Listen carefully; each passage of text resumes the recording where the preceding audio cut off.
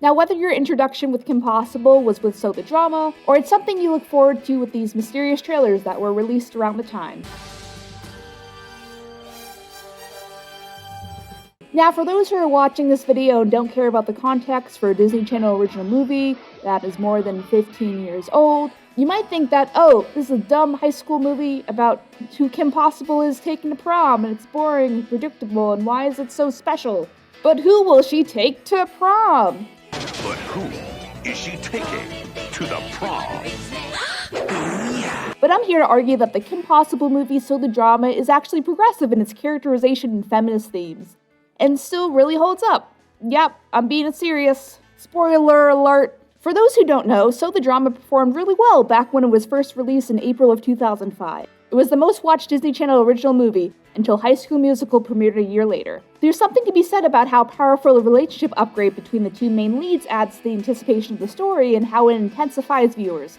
It's probably something about watching characters for so long, and you want them to be happy, so what makes them happy? Sexy time. How could you possibly think playing with love is a good thing? Right. We did it. We solved it. It was also unprecedented at the time to have two main leads in a TV show that started dating but didn't start out as a couple and grew into that. We have couples that become couples over the course of films, but not so much in television, and definitely not in children's television. So how did this movie get so popular from the standard it is now? The highest viewed DCOM is a lot of little eyeballs. Let's go through some of the film and start there. The film actually starts out as a standard mission with a higher animation budget. It is impossible. No, but real close. I Will Die on the Hill that says the production studio that animated this episode, along with Steel Wheels and Gorilla Fist, has some of the cleanest Kim Possible animation ever produced. After the threat of a mission, we come back at home in Kim's hometown in Middleton, which is assumingly somewhere in Colorado. I don't know, it's never confirmed. And once we're back at school, we're introduced to the main plot, the high school junior prom by Alpha Bitch Bonnie. Face facts. All the remotely acceptable guys are taken. Is there a deadline I don't know about? The prom? Kim can't get a date. Not because she's shy or awkward or whatever Cinderella story that you're thinking of. It's due to men straight up being afraid of her. Kim says so herself. I'm weirding guys out. They see me on TV, roundhousing some goon out a window. It's a vivid image. And here's where some of the deeper commentary of the film starts to play in. Wasn't expecting that now, person who's watching I Love Kim Possible a lot without having seen Kim Possible. Maybe you've seen Kim Possible, then you're cool. The other angle of this is Drakken the villain becoming a more serious threat, which he does over the course of the film, by first getting the information he needs through research and networking, which eventually escalates to kidnapping Kim's dad and his old friend. Now, Drakken traditionally is usually played for laughs in the Kim Possible canon. Shigo, give me a beat. Yes, Shigo. Give me a beat, Shigo. Shigo! A good comparison to this is Samurai Jack Saku, who is a master of both being mean material, Extra thick! but also needs to be a serious threat in order for the tone of the film to even work. People for sure remember him as a comedic character because he raps and gets hurt a bunch for comedic timing. I don't believe for 1 minute this thing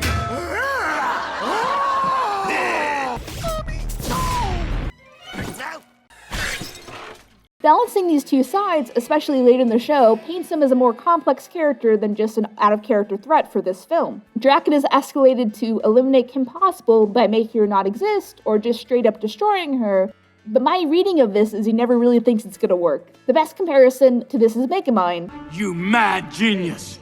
Your dark gift has finally paid off! It has? I mean, if Drakken ever did kill Kim Possible, the show is suddenly much darker. Where's that fan fiction, yo? So that's why I consider him to be soft in general, and why Kim even trusts him to save the world in the last episode. I'd be mad at someone who emotionally manipulated me. Just saying. But the dramatization of this character is done gradually since he's introduced in the movie. And one of the reasons this subtly works more than people give it credit for is references. Drakken is similar in the sense that his plan is not only much more involved than his standard plan, but also plays on Kim's insecurities. Fun fact, this movie was originally scripted at the start of season 1 of Kim Possible and was a backup in case the series wasn't renewed for a second season. It was also going to be live action. And now back to your regularly scheduled program. Back to the plot, the movie also comments on, of all things, over-commercialism from Disney. That is my character!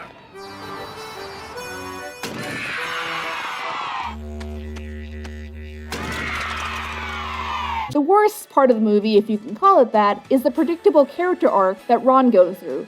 Once Kim has a new boyfriend, Ron starts feeling like a third wheel and has to analyze his feelings. In the past, Ron has felt like dating Kim would ruin their friendship. We're a great team, but dating could complicate things. I think it's best if we just stay friends. But now it's kind of different. The green-eyed epiphany is a little overdone, but from a character perspective, I can see how it's necessary in order for Ron to get to this point in his understanding of the relationship. Predictable character arcs are never a bad thing. It's like cooking, it depends on how you use the ingredients. Once Ron comes up, something that subtly plays on Drakken not taking Ron seriously is his and Eric's assumed dismissal of Ron and Drakken's took over Bueno Nacho thing. But Kim takes it seriously. Ron might be onto something. His whole story is ridiculous. It's a running gag in case you didn't know that. Ooh, the buffoon. The buffoon is nothing.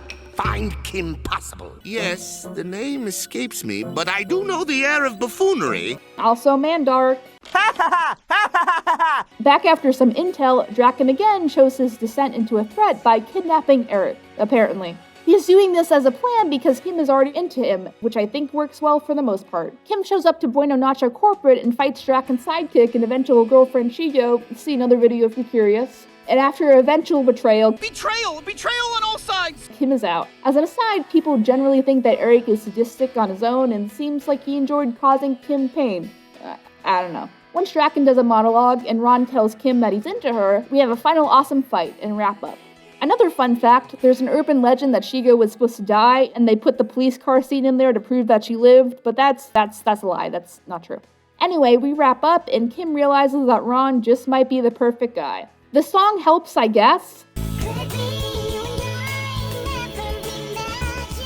But one of my biggest criticisms of the film is I wish there was more to Kim's realization that she is both open to Ron and ready to reject Bonnie's bullying. I understand her selfishness, that wanting a date almost caused the world to end, literally, but Kim changing her mind and going with Ron is done really, really fast. The tie-in song, Could It Be, adds some context about how Kim finally opened her eyes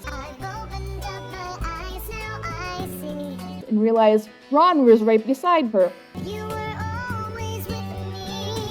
But as a viewer, it can hit you pretty hard if it's not part of your understanding of Kim as a character. I mean, don't get me wrong, there are plenty of times that Kim shows jealousy and possession over Ron in the show. I knew he crushed on someone while he was there. That wasn't what I... What? You think I'm gelling. I'm not gelling. Why would I gel? Right. But the foreshadowing isn't really there when she is ready to throw away high school pressures in society, especially in the course of the film. We shall be married in the morning. It's one of the biggest realizations of her life, and I wish there was more foreshadowing that her character is capable of this even before the movie. It makes this... Oh, really? almost whiplash. It was the moment where I had to overanalyze everything in order to understand more of her character. I like the fan theory that our emotions and emotion sickness enhance already present emotions, which helps with all of this, but it's something I think we should have had another episode about in the main show, or another scene with Kim in the movie going through her thought process. So in general, the drama addresses things like toxic relationships, misogyny, power struggles, alienating pressures of high school, what's really important in life, and really good character arcs for both Kim and Ron, and a good film study on how to add a more dramatic plot with pre-existing characters while still keeping your comedic characters in character. Kim Possible, at this point in the run, is mostly considered a spy comedy with slice-of-life elements. Sure, it has the generic basic episode plots at the start of the series, like the dreaded Mind Switch episode. But in general, it's able to rely on the good rule of thumb for setups like this. Even if your setup is basic, it can go beyond that if it challenges the characters. It doesn't work with every cliché plot, but it makes the contents of the story at least unique enough to stand out. Why I think this twist is so addictive, and what originally got me into the show, is comparing it to Frozen. So remember the highly in-your-face film Frozen? I promise this has a point. Despite somewhat of a general average marketing campaign at the time in 2013, and besides its generally good soundtrack, and three-dimensional character perspectives of the sisters Anna and Elsa, something that's memorable to the layman's memory is the twist of Anna's first love interest turning into the bad guy and leaving an epic burn. Oh, Anna. If only there was someone out there who loved you. Smoke weed every day. And even though it's kind of obvious if you're paying a little bit attention to the plot and the introduction of the character Kristoff, or any of the merch, this general shake-up to people's baseline expectations really throws some people off guard, so much so that they had to overanalyze everything about the film and its characters. And while it doesn't contribute to all of Frozen's success over the years, I'm sure it helped a little bit. If the writers were smart enough to challenge my basic expectations for these characters, what else has that subtly said about the characters and world building that is ahead of its time, or maybe worth more of people's time to think about? But you don't have to take my word for it. Well, I do think the sentiment is kind of weird for a Disney movie postmodernly dissing the general concept of its fall-in-love identity that is shown in earlier movies and probably isn't totally realistic all the time in the long haul. Remember that most of the Disney princesses are minors, so they have a minor understanding of love and attraction that might remind people of their awkward teenage years. I guess I'm saying I'm not a total fan of this particular example. I am a fan of filmmakers subverting expectations in order to really challenge the perception of the viewer. Remember, the average media consumer is consuming much more media than they used to 10 years ago, with the continued rise of streaming programs. Enter the title of this video. So the drama's other biggest strength is finding a way to have this comedy play dramatic, as well as finding the balance with Drakken being a more serious threat than he usually is. Another aspect that you might not notice is how subtle it is with past references to earlier Kim Possible episodes. Here's a montage. Toppings. Well, you know I love bacon on pretty much everything. The usual bacon? Roger on that, hon. Wait, you mean Dr. Possible and Kim Possible are related? Duh. Dr. James Timothy Possible. Ooh, irony. And it's in my favor this time. Nice to know the braces work. Yeah, as long as you don't try to kiss Walter Nelson. Locked braces? It was an embarrassing ride to the orthodontist. I mean, hey, I was the one she called when she and Walter Nelson locked braces. What's the combustion temperature of the J200 fuel you developed? 47 degrees Celsius, Tim. Why? No special reason. Gotta go! Hey, this is the J200 rocket fuel I developed. I wondered what happened to this. Boys? You should have stuck to babysitting. Drakken finally won. I should have stuck to babysitting. Oh, and this thing here is a reference to the 65 episode syndication rule. So, yeah. And that's it!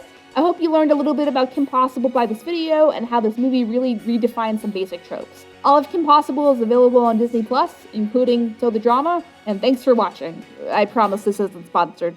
I promise. And that's all, folks, except it's not time for the ending gag. You! You! What are you doing here? Same as you. I'm checking on my Christmas presents. I want to make sure I'm getting everything on my list. All I found was one present, and all I had was a bunch of stupid underwear. Hey everyone, thank you so much for watching. If you like what you saw, please remember to leave a comment and share this video with a friend or two or five. Click here to subscribe, we really appreciate it. Click here to check out the main collaborator for the video. Click here to check out our video playlist for this video, where you'll find similar videos that you might just like, hopefully. There's also a credit scroll here to check out all the other awesome contributors. All their info is in the description. That's all I gotta say, KP away!